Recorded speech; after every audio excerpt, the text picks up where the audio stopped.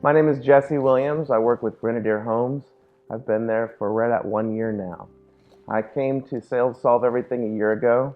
I was in the middle of a career that I was not happy with anymore. I was looking to make a change. I was working a lot of hours, not making what I felt like I could. Things weren't really in my control. So I'd heard about Sales Solve Everything. Of course, I knew about it, and I started looking into it and thought about maybe making that career change.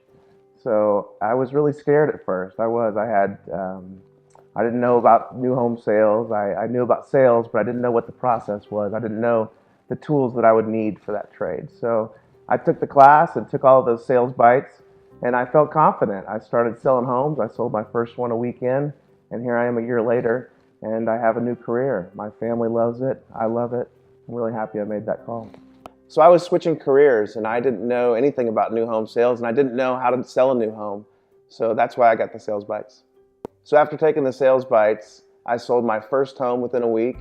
I closed $5 million in real estate in my first 6 months, which made me over $100,000 for my family.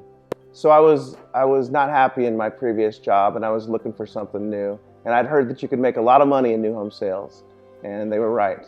It really changed my life.